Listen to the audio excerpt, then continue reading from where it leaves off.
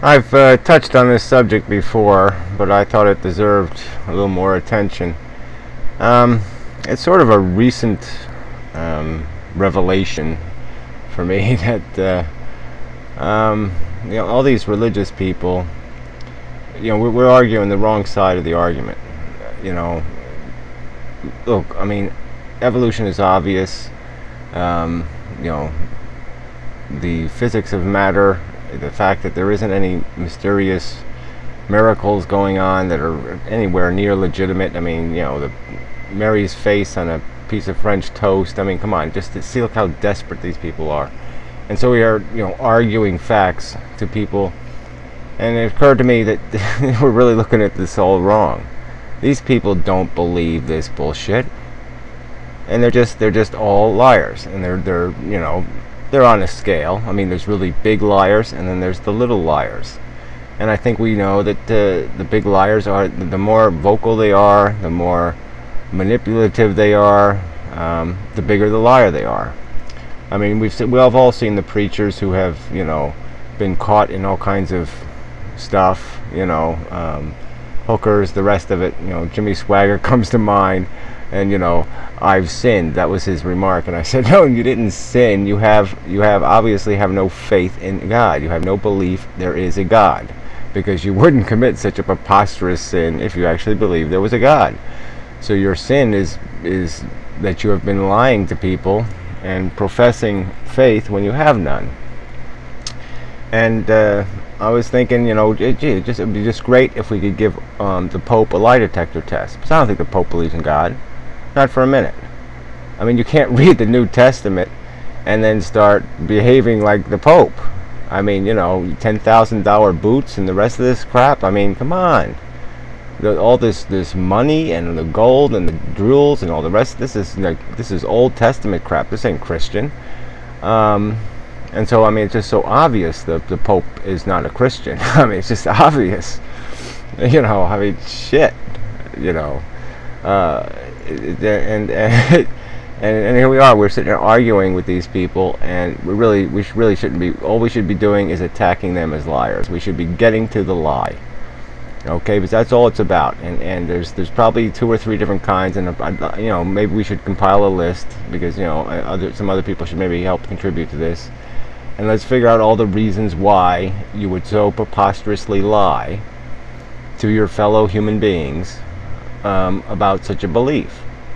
And one reason comes to mind is there are some sincere people who just are scared to death of the idea of people not believing. They really sincerely believe that we all need to be afraid of a God to behave like civilized human beings. That there's no possible way that our interior conscience can control our insidious and destructive nature, because I guess they are so full of perversion and deviant desire, that they think that, oh man, you have to have some kind of rules, or I mean, I'd be running amok if I had the freedom to run amok.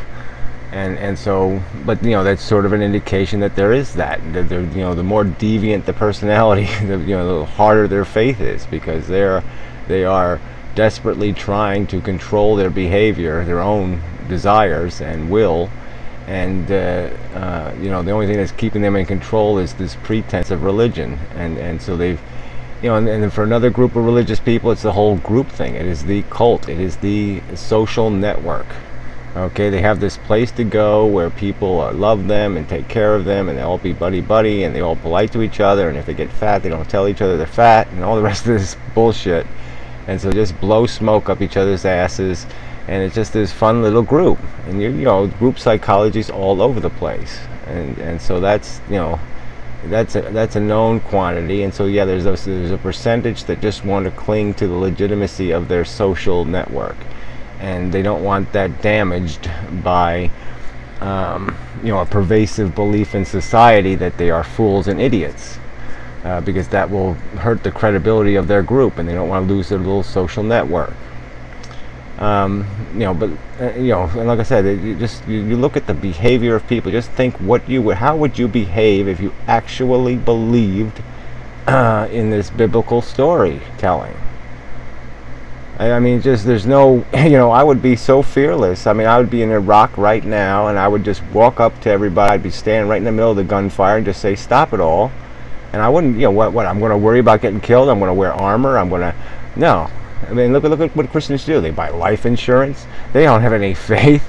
What do you think the average Christian thinks God's going to take care of their kids if they die? No, they know God's not going to come through. They know that they've got to take responsibility. They got to make sure things are going to be okay for their wife and kids, because they know they're going to be on the fucking street eating dog food if they don't take care of business, because God isn't going to provide. And so, you can see evidence of this in all these little things. I mean, all the jewelry, the preposterous money spent and wasted on frivolous nonsense, our whole society just says it's just so opposite to everything Jesus Christ preached. It's just so obvious all these people are liars. They don't believe in this man. They don't believe what he spoke about. They show absolutely no willingness to sacrifice anything but somebody else's rights to their God. They make no personal sacrifices. If they ever do anything for charity, it's all an ego trip. Michael Jackson gives $10,000 to some little sick kids. He gets a photo op. It's 10 cents to him. It's not even 10 cents. It's 10 pennies. It's a penny. I mean, it's 1/10 of a cent. So it's just a big ego trip. This, whatever charity there is, they're just trying to up each other and just show what great people they are because they gave, some breadcrumbs, to the poor. We don't see any really massive efforts to do anything about poverty. I mean, they just as soon spit on a homeless man as, take care of one. Anyway, like I said, if you believed, you wouldn't behave the way they behave. So let's quit arguing the facts about science and the rest of this stuff, because we've already won that argument. They already believe in evolution. They already believe all of it. They really do. They know the world is round. They know the sun's a big ball of hydrogen. They know this shit, and they know that their religion is based on the, babble of, people living at a time where they didn't know what thunder was, didn't know what the sun was, didn't know what lightning, didn't know what rain was. We're living in the dark at night, and then they can understand that, these people just, they wrote themselves a pleasant fairy tale because they were scared to death. Reality was scary as hell. There was plagues and crap and shit everywhere. The horrible stuff was happening, and they had to come up with some rationale, some kind of explanation to say, "Oh Jesus, it's got to mean something. Got to be something somewhere. Life can't be this dismal."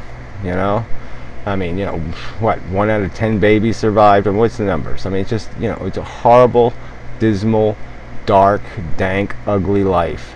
And so yes, of course they needed something. And so now that we're living a little more comfortable, that people all know it's all bullshit, but they stay invested in it because it's part of like I said, it's a social network. There's all these reasons, but it doesn't have anything. Look at even the way they try to convert people. Do you feel like they're trying to save you? I don't feel like they're trying to save me. I feel like they're trying to convert me.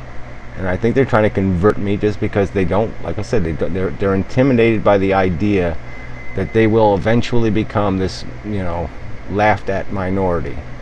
And that the truth will be known. That it really is all just a preposterous lie that they're investing in out of their own fears, out of, their own dependencies, out of their own desperate want for something, for something to believe in, because they're just scared to death of the reality. And the reality is, look, I admit, it's scary. It scares the hell out of me to think about what the hell's going on here on this planet. All the suffering that goes on, it hurts my mind to think about it. It's frightening. I wouldn't want to live 99% of human life on this planet. I wouldn't want to live their life. I wouldn't. You couldn't pay me enough to do it. So anyway, almost out of time. And so I think it's a subject that we are just, try to focus on. This is another way to look at this, is that, let's get to the lie. Let's not bother with the facts. Let's get to their lie.